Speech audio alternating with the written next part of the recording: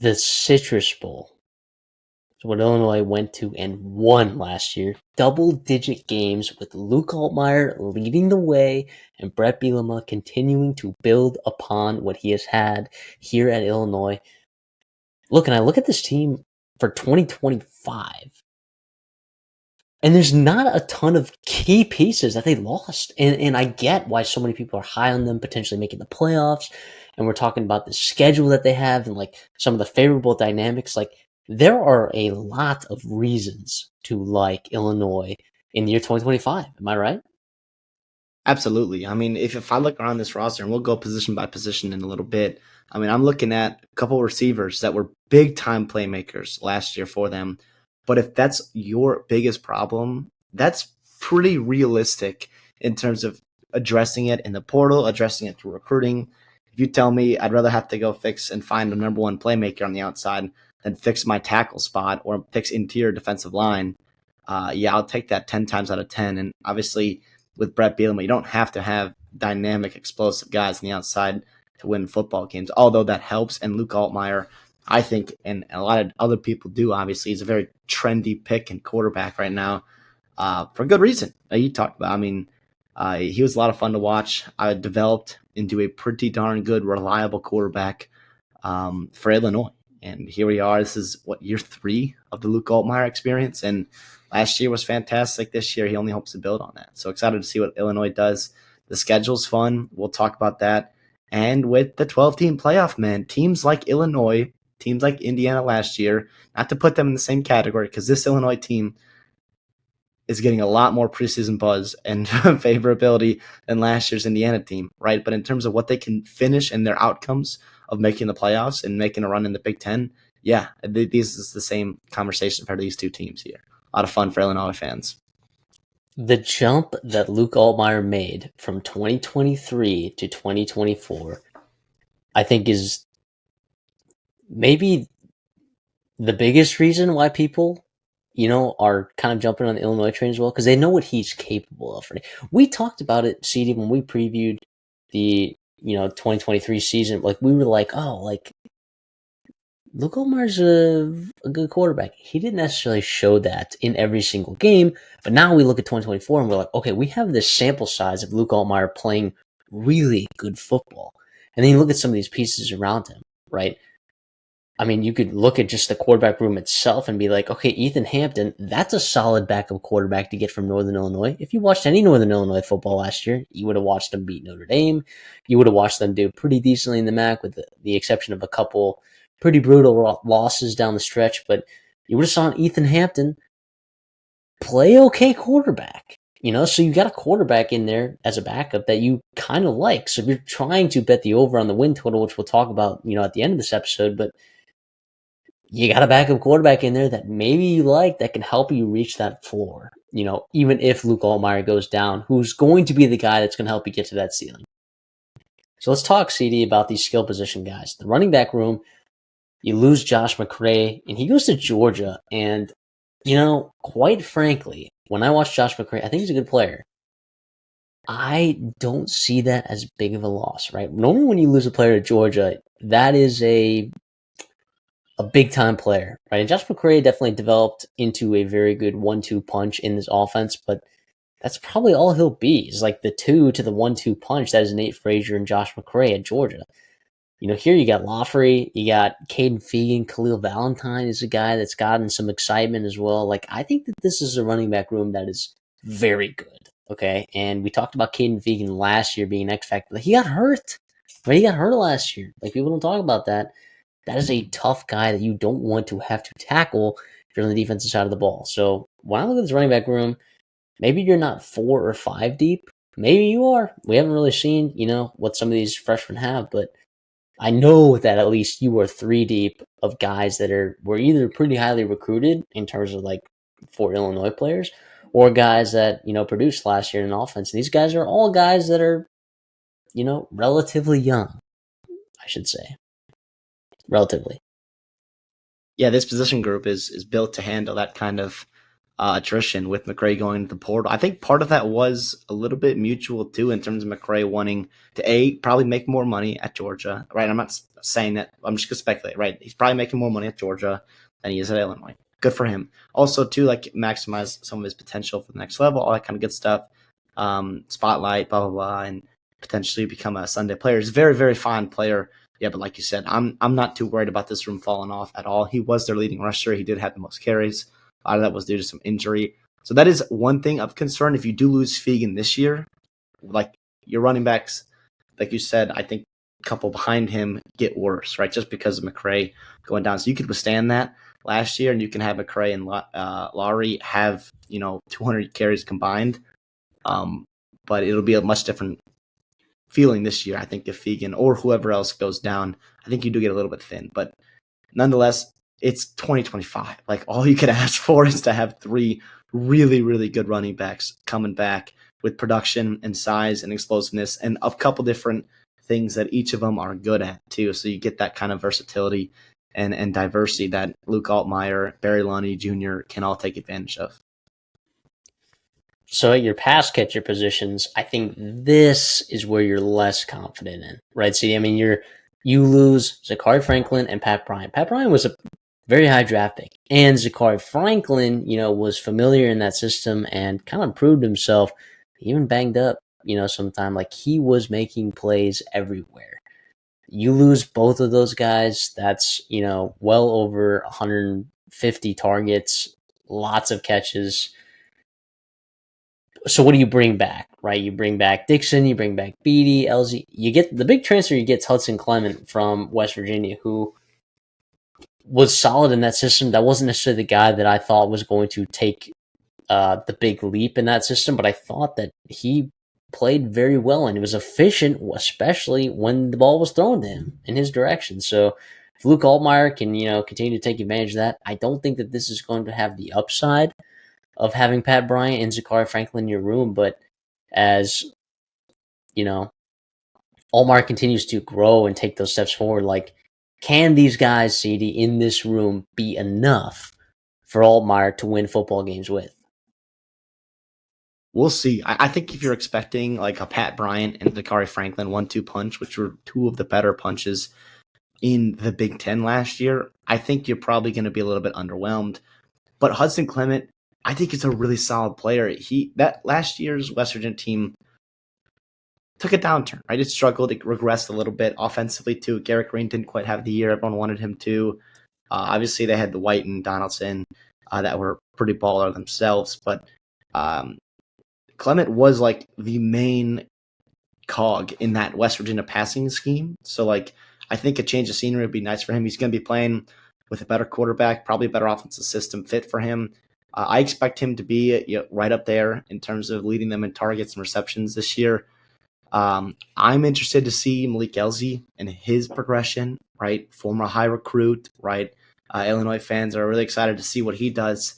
Can he fill some of those roles? I think it's going to be more kind of by the aggregate, trying to fill those targets lost. Obviously, the dynamic ability and reliability on 3rd and 4th down, you're going to miss that, right? Because you had a couple guys that were old and proven and a lot of different levels of football. And Pat Bryant's been one of the darlings in this NFL offseason so far, right? For good reason. You Illinois fans know that, how good he was for you for so long.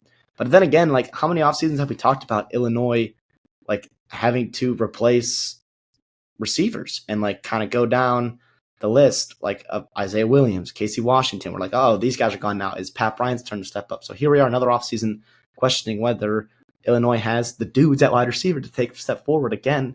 And last year they proved us wrong. And this year, obviously hoping for Clement and Dixon and Beatty and LZ, all those guys, Bowick, transfer coming in to all replace that. But yeah, I'm going to be, this is a downgrade at this position, but I think this is probably the only position you could say that at, maybe interior defensive line.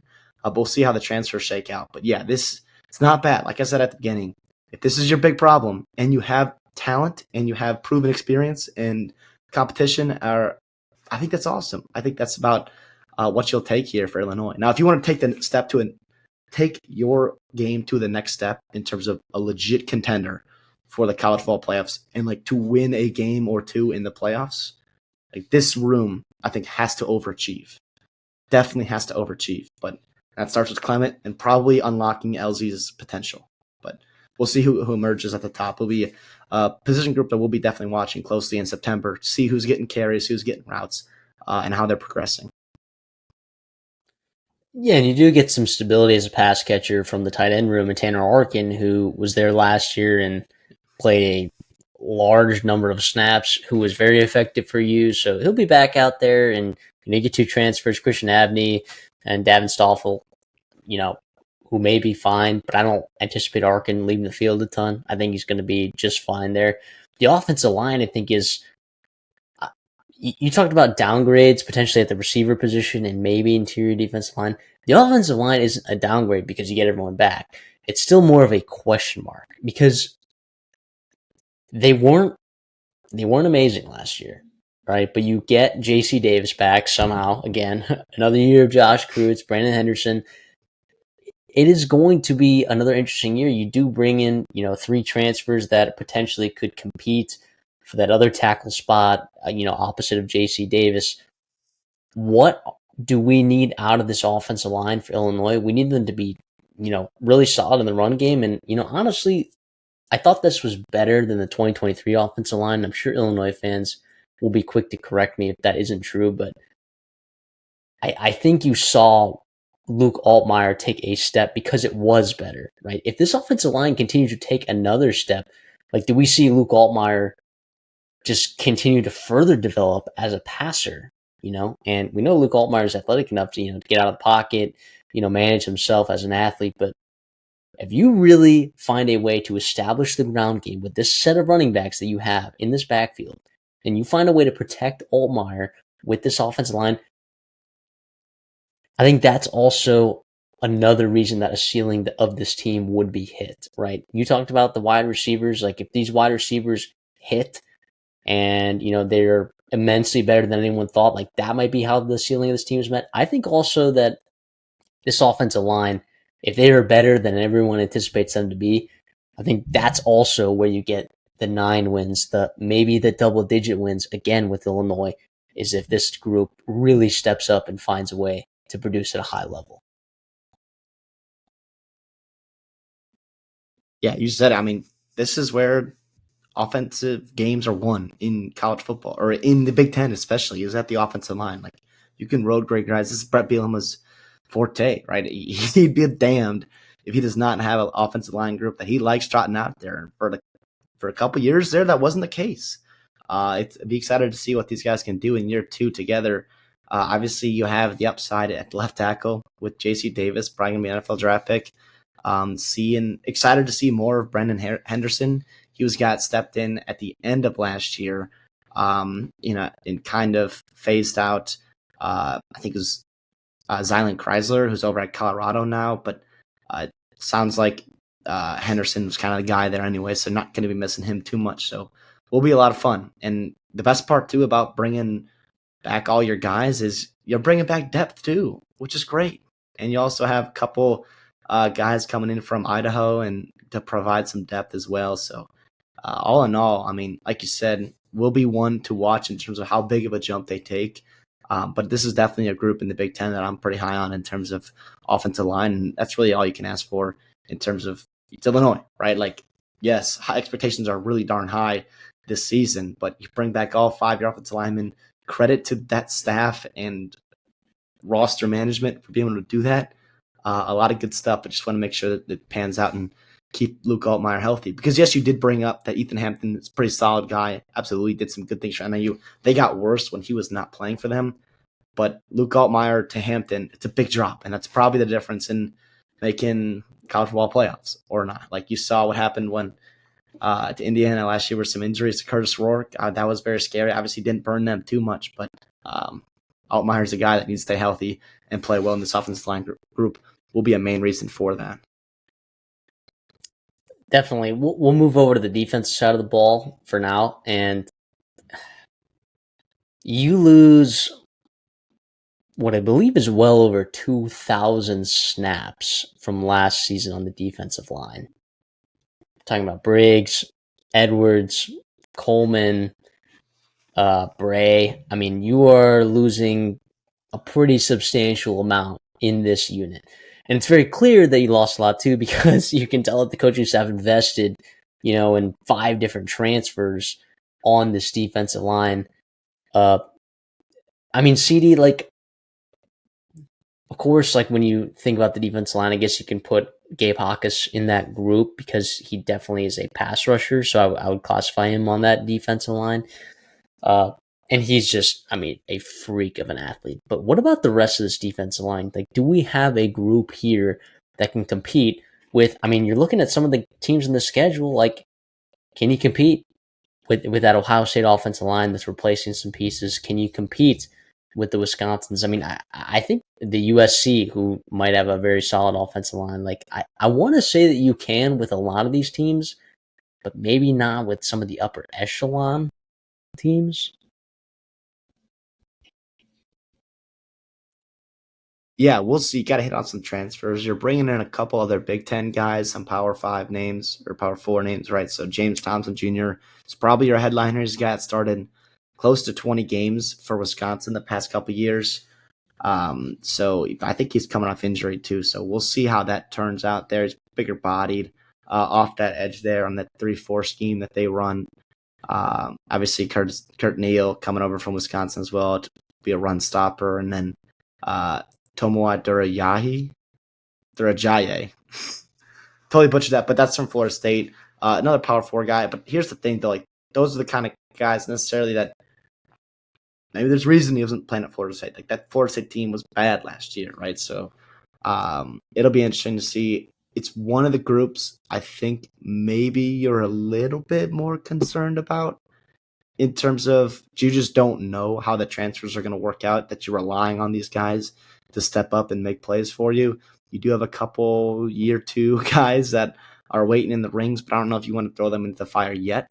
But obviously, like, yeah, you have the pass rusher, right? Like, you have Gabe Yakis, guys I can get after the quarterback. Leon Lowry coming over from Wisconsin as well. So you're kind of makeshifting that Wisconsin defense into your front 7.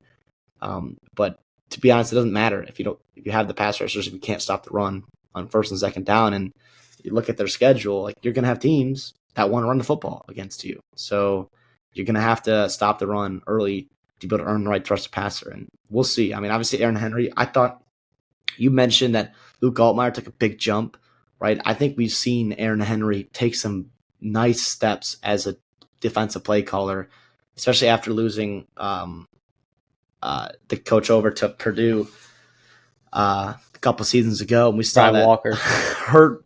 Yep. You saw him hurt both sides. Not only did Purdue struggle, but also Illinois defensively struggled, and they kind of working their way back from that. So obviously, it's going to be one that's super, super important, as all defensive lines are in the Big Ten. Outside of the elite like LSU or like Ohio State, Oregon, Penn State, some of those guys that just recruit at an unbelievable level, it's hard year in and year out to find like teams in the Big Ten at middle tiers that really love their defensive line and love their defensive line depth. If you talk about some true serum, right? Like, you gun to your head, like, how do you really feel about this D line? I think most fan bases will tell you, yeah, I'm a little concerned about the depth. I think that's something that we'll just have to see how it breaks out for this team, but very important nonetheless. Yeah, I would say that the linebacker group, while it would benefit playing behind a better defensive line, Dylan Rossick, I mean, stud. All right, we all know that he's going to give you what he's going to give you. Okay, I guess Gabe Hawkins is more of an edge rusher, but the rest of these guys, I mean, some of these guys have played like substantial time. Like James Cruz played substantial time. Seen Alec Bryant play substantial time. Malachi Hood, like, what is he going to look like, another year in this system? I mean, I would say that this linebacker group is all right. I'm not necessarily saying, hey, that's going to be the difference between like this team going to be like a 9-win team and a 7-win team. It's not necessarily the case usually with linebacker cores with any team in college football. If you're just in the right spot, you're doing something right. Okay, so I think the veterans names that you hear in this room, combined with the guys that, I guess you could call him younger, but like James Kreutz, I mean, he's not necessarily young, but he's played lots of snaps. I think that's going to benefit this linebacker core from an experience standpoint. But what say you? Yeah, no, I'm gonna echo everything you just said there. It's definitely one. If you count your outside linebackers, the guys you feel pretty good about, right? Not only you bring in some transfers, guys who also have experience, but Gabe Yakas is a guy that like is and should be talked about as one of the premier players in all of college football, especially within the Big Ten. Obviously, come NFL draft season, he will be talked up pretty plentifully. You'll get to know that name, but obviously, if you're watching this video, you're an Illinois fan, you all know who he is. You know how good he's been for you these past couple of years, and he's just going to continue that. Hopefully, he stays healthy. That would be the one thing I would worry about in terms of like offensively. I feel like you have good depth just about everywhere, right? Obviously, wide receiver will shake out on its own, but in terms of like having a bunch of guys you feel okay about trotting out there, I think you would take a big hit if Yakas goes down. I know that's like obviously like low hanging fruit, whatever, but that's a big hit in terms of like guys that can really, really get after the quarterback, get stops on third down when you need to get off the field. It just puts so much pressure on your secondary, which we'll talk about in a little bit. That's pretty good. That's pretty darn good, actually, in terms of playmakers and having them be able to be at their best and do what they do, creating turnovers, causing havoc, getting off the field. Like it has to be at 3 levels of the defense kind of thing. Without Yakas, even Rosiek is a guy that I would hate to lose as well. So it's just it's a solid deep group, but I think in terms of drop off from like your top tier stars, obviously it's going to take a massive hit. So that's the one concern. Definitely if injury does happen to this room. Sure, and I think a lot of teams share that sentiment across a lot of different positions. Yeah. Aaron Henry, I mean, when Ryan Walker went to Purdue, right, in 2023, we were like, well, at least the secondary, even with the talent going to the NFL, we know Aaron Henry, being the DB's coach that he was, like, oh, at least the secondary is going to be good. In 2023, they were not good. That was a huge weakness of that team. And you and I, well, maybe not you as I definitely criticized that a lot. Like you were trying to run these systems, this press man coverage when you did not have the talent to do it. But guess what? In 2024, you saw some guys take some serious leaps. All right. Matthew Bailey, the Scots. I mean, these were guys that were making plays all over the field, and Aaron Henry was taking advantage of. So another year in this system for all of those guys in this group. I think this is going to be definitely the standout group, and that's obviously no secret to Illinois fans. That's no secret to Big Ten fans. This group in the secondary here is fantastic, and I think it's going to suit you very well, especially against teams like Washington, who has a very good quarterback over there, Ohio State, which is going to be a tough game, but guess what? They got a younger quarterback. USC is going to try to throw the ball a lot. Fernando Mendoza's over there at Indiana. Like, he's going to try to throw the ball a lot. That kind of like stretching your schedule from week 4 to week 9 that's where your secondary, you're going to need those boys to step up big time. So I'm liking this group. That should be no surprise to anyone. And if you're talking about an X factor positional group on the defensive side of the football, I think if the defensive line takes a big step up, I think that would have a greater impact than just the DBs playing up to the standard that we know that they can play at. But these group of guys definitely needs to play at the level that we know they're capable at in order for this team to reach its ceiling defensively. Yeah, this is probably going to be part of your defensive identity is these playmakers back here with all the experience. I know for Illinois fans, you talked about the frustrations a couple years ago, but also the reward. Like you put in the time playing Scots, and Bailey was hurt, obviously, but some of these guys, like maybe a little bit before they were ready, and throw them in the fire, throw them into the new scheme, and they've battled their way in and out of it, and it's been awesome to see. And you're seeing the fruits of that labor really hit here. You got a bunch of upperclassmen, which you love to see in this room here that have played together. A lot of fun, too. I'd also throw in Caleb Patterson, right? A guy that's really, really coming into his own, I think, and is going to be a guy that can be opposite on the corner side and kind of really get after teams as well. And you talked about, in the Big Ten this year, dare I say they're better quarterbacks in the Big Ten and in the SEC?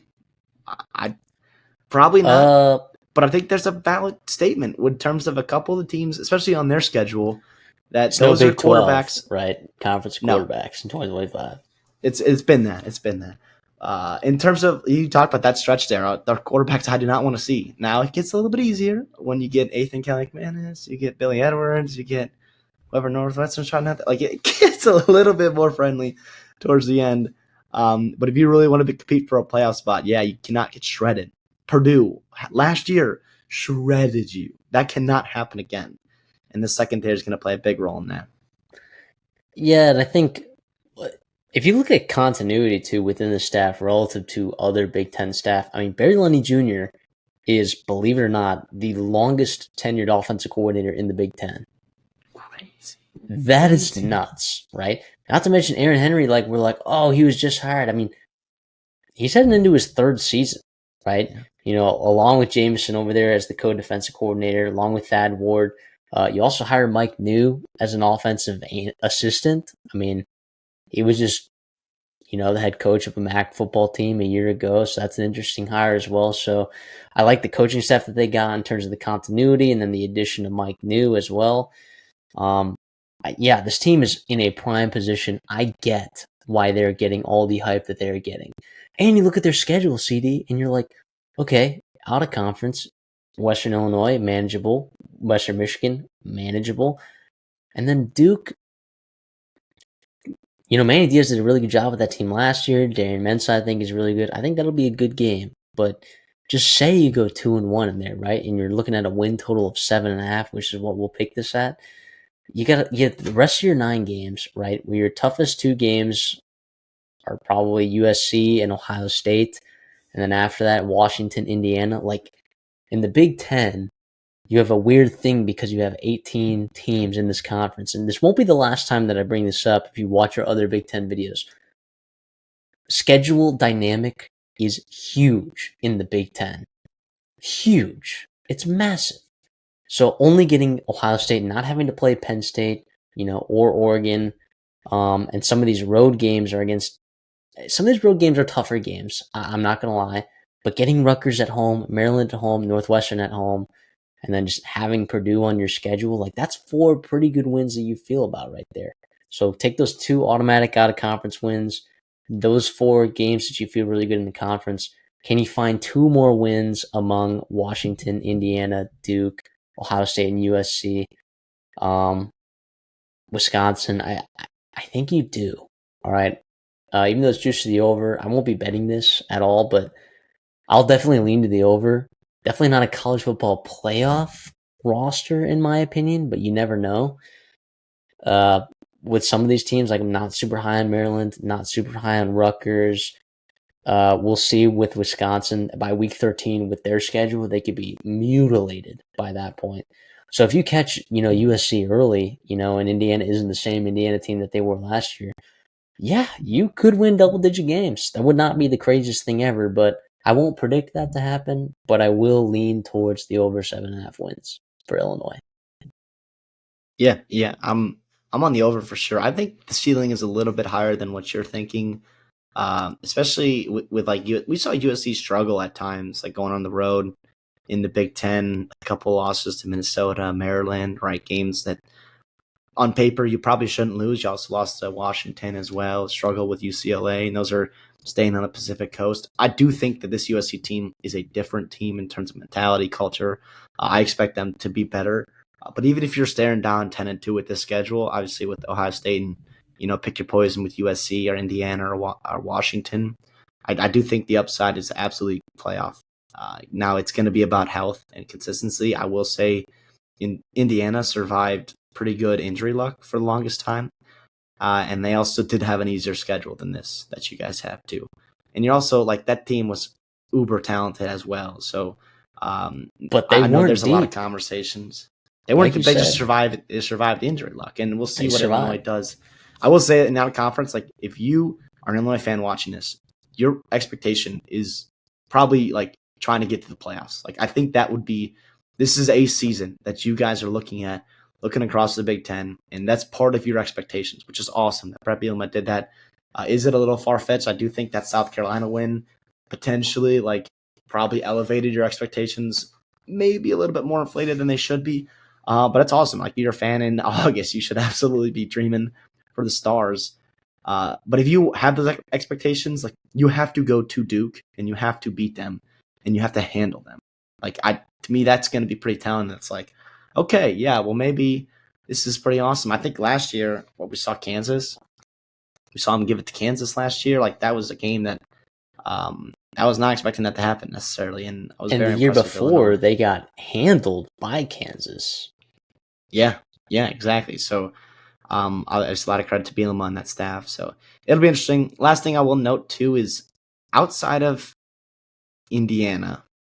Here's what I'll say. This is what I think of Luke Altmaier. Outside of Indiana, I do not think there is a definitive game as you have a legit quarterback disadvantage in. Now, I will say, like you said, Darren Mensah is really good. I would still probably take Luke Altmaier in his year 3 with Barry Lundy Jr. than I would with Darren Mensah acclimating year 1 at Duke, right? Jade Maeva, he's probably going to make me eat my words. He's probably in for a big year with Lincoln Riley there. Ohio State starting a redshirt freshman, right? Who knows how that's going to work? Obviously, the last time they started a redshirt freshman, it was C.J. Stroud. He was pretty darn good. And then obviously Demon Williams at Washington is a name that I think Illinois fans, if you don't already know that name, that's a guy that you should definitely get to know, right? You should definitely get to know. I think we've talked about him too, and we'll talk about him when we talk about Washington as well. But that would be the only examples I see that's probably comparable. But in terms of definitive QB disadvantages, is that crazy to say Luke Altmaier is right up there with the top of the tops in the Big Ten? Yeah, so in terms of proven production, for sure, and that's why I think you can make the comparison to the SEC, right? Because in the SEC there are plenty of quarterbacks that you're trying to project, that will be better than they were. They'll get drafted higher. Sure, yeah, more toolsy guys. Wouldn't classify Luke Altmaier as an desirable NFL prospect at this point in his career, but who knows? And that's the thing too. We have to talk about, quarterback advantages when you're talking about when schedule dynamic is as important as it is, right? That means your quarterback is that much more important. In the Big Ten, you don't normally say that because in, the past 5 years, it hasn't always been the best quarterback that's won the Big Ten. It hasn't always been the best quarterback that's won that gritty game in November. A lot of times just the guys that knows how to handle the pressure. And I think Luke Altmaier can do that. And I think he can do that, and I also think he's one of the more talented quarterbacks in the Big Ten. That's not saying he's the best quarterback in the Big Ten, but Illinois fans, I think, are definitely lucky relative to some of the other teams on their schedule.